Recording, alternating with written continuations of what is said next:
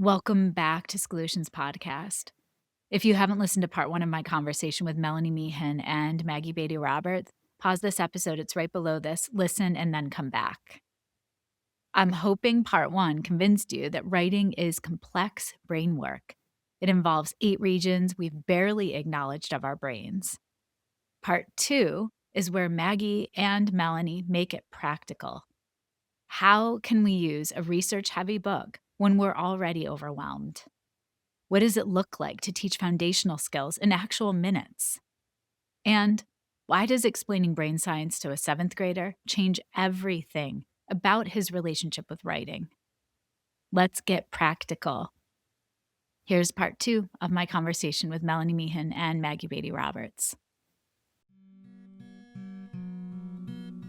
This is Schoolutions Teaching Strategies, the podcast that extends education beyond the classroom. A show that isn't just theory, but practical, try-it-tomorrow approaches for educators and caregivers to ensure every student finds their spark and receives the support they need to thrive. I'm Olivia Wall, and I'm so happy to be back with Melanie and Maggie for part 2 of our conversation, highlighting their book, Foundational Skills for Writing, a brain-based guide to strengthen executive functions, language, and other cornerstones for writing. Listeners, if you have not listened to part 1 of our conversation, pause this episode, go back and listen. It gives the origin story, breaks down a couple of different aspects of the book for you. It gives favorite chapters and a lightning round that is not to be missed. And then come back because part 2, we are getting practical. Melanie and Maggie, welcome back. I would love to start off part 2 by acknowledging this book feels and sounds dense. It is filled with so much brilliant research. Teachers are overwhelmed. Why do we need to read this book? And how can it not just become another thing on our plates? It's a great question. I think I'd start by saying, yes, it is very research informed.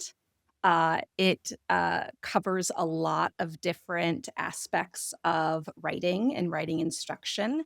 Um, but I feel that Melanie and I really took on the role of synthesizer. You You did. know, I think of myself as like the ultimate synthesizer in this book, where you might get to a page in a chapter that says, give me 3 paragraphs on why learning how to spell improves learning how to read, right? And it has tons of research, but it is synthesized into those kind of more bite-sized chunks for busy readers.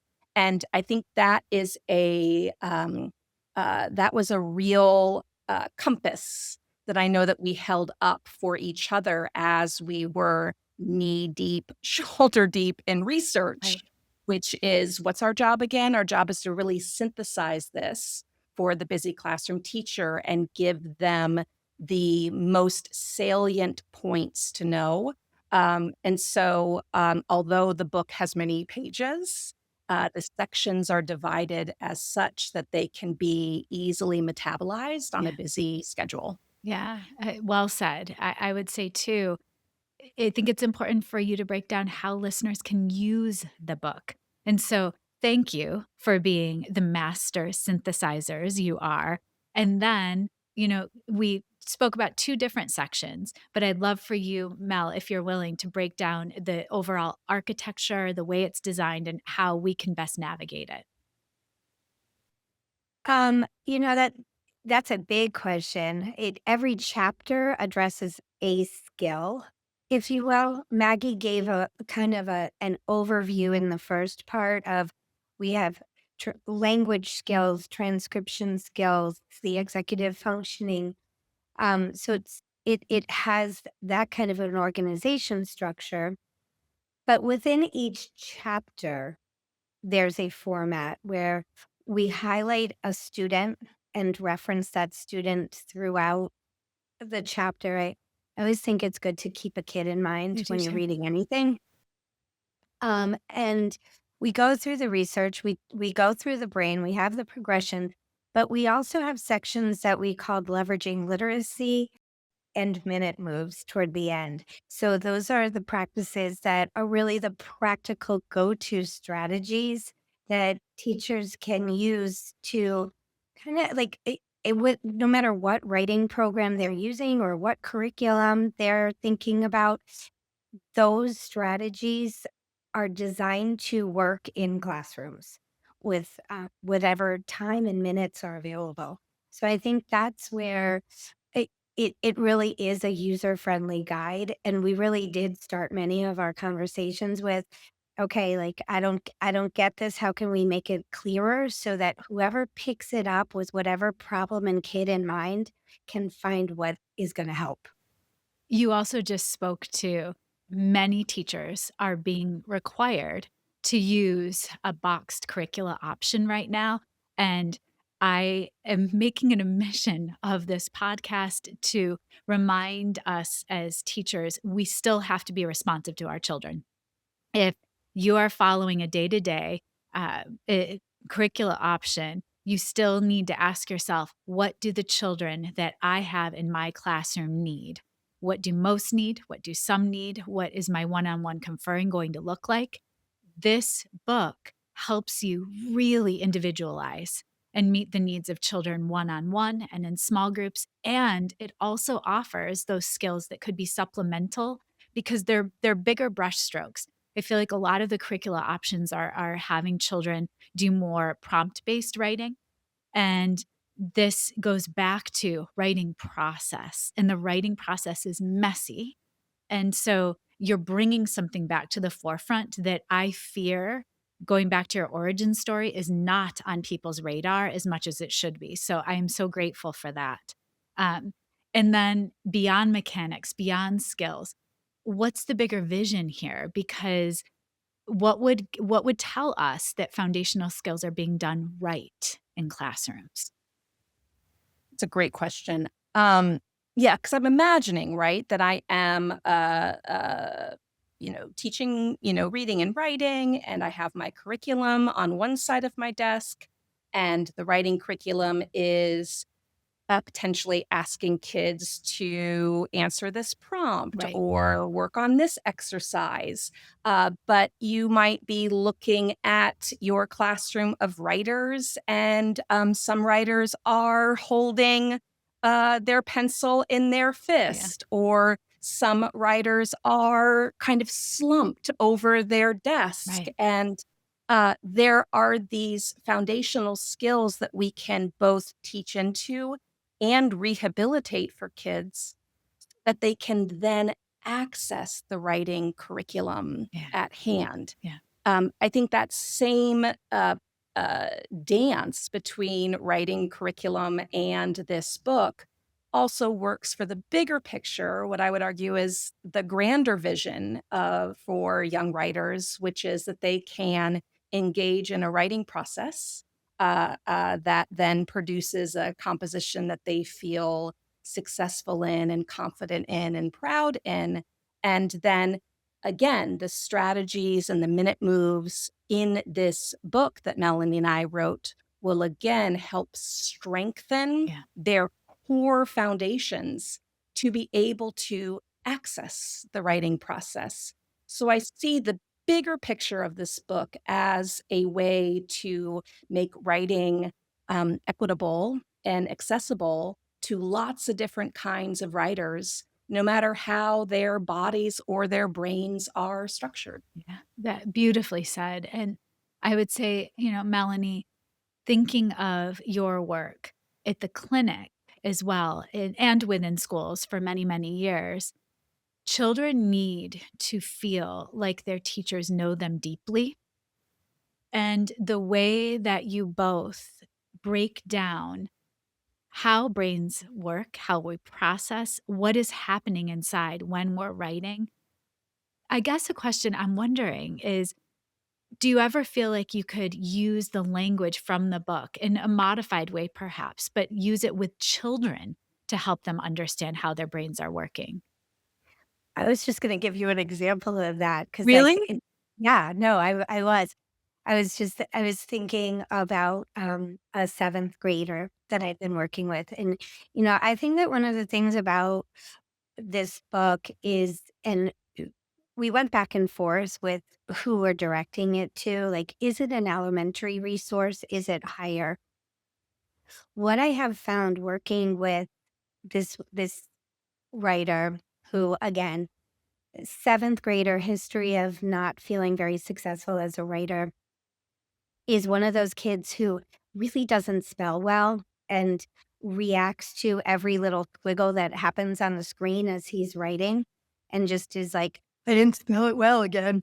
Um, but what has been really, really nice is for me to use our spelling chapter and the strategies and the protocols for teaching spelling with him, explain why I'm doing it, and show him the brain diagram and explain to him exactly what's happening in the brain, what would probably be lit up by an MRI if he was being looked at by one, and how he can really talk to his brain to make sure that the way that he's trying to learn to spell the words and the patterns that he's using and the morphology that I'm teaching him, giving him that language and helping him understand kind of the meta cognition of spelling has been a game changer for him, and he's become a braver writer, and he's become a more confident writer, and he gives my each session I ask for ratings. I'm like, "All right,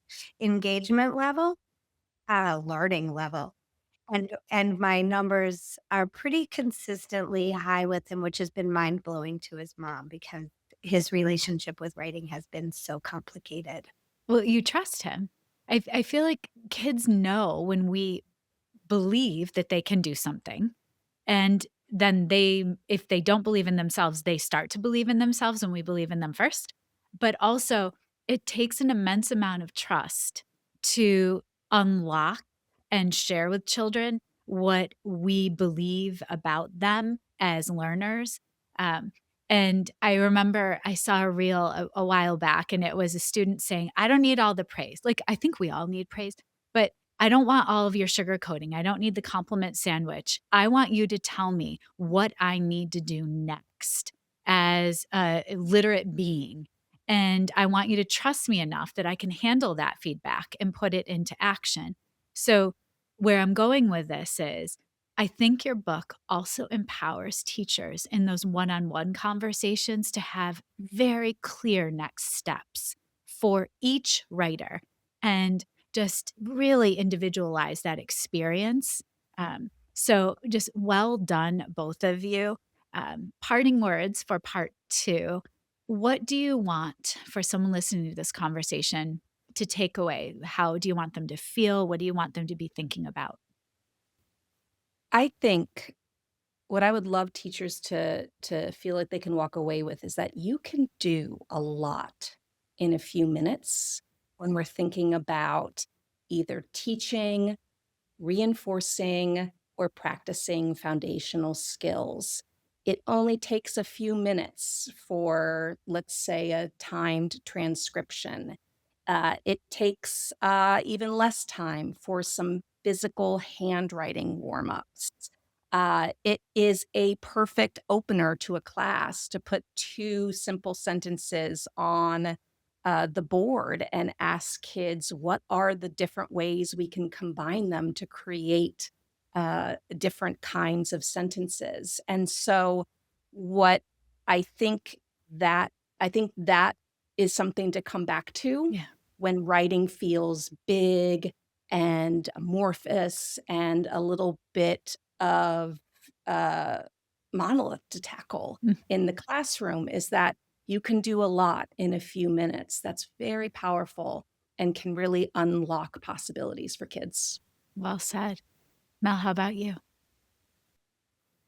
Yeah, again, it's kind of like the chapter question. I have so many different parting messages that I want to just say. I think one thing we didn't talk about, and I really want to just underline it and highlight and underscore, is the importance of writing in children's lives. And writing is such a gateway for learning to read, but also learning to think. Mhm. And we are at kind of a critical juncture of AI coming in and offering to do that work for kids and for adults. And we really, I don't want to see AI take over the thinking that writing offers and the new ideas that can be gained by writing. So I think it's just such an important skill for kids to learn how to do. And, that underlines the critical of Maggie's keyword. Right. But I also want to just remind of the complexity of it all. Um, and I think those all encompass kind of the imperative that we have to be strong writing teachers. Well, I can't thank both of you enough because I know your schedules are very packed. And to give me the privilege and offer listeners of this podcast the privilege of hearing from you both why this book matters so much right now. And I know people will be very excited to have it in their hands and annotate. And I can picture your books being tattered in a beautiful way with lots of post its and goodness. So, listeners, the book comes out at the end of February, February 24th. You can pre order now. And you both are doing such important work. So, thank you. Thank you so much. Yes. It's a tattered books. Thanks Here's for to having us tattered on. books. Take care.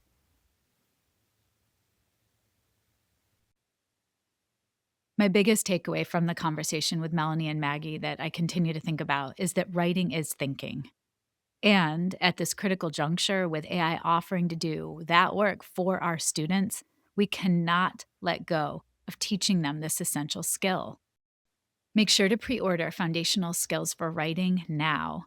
It releases on February 24th, and your tattered, post it filled copy will become the resource you reach for when you need to understand what's happening in a writer's brain and exactly what to teach next.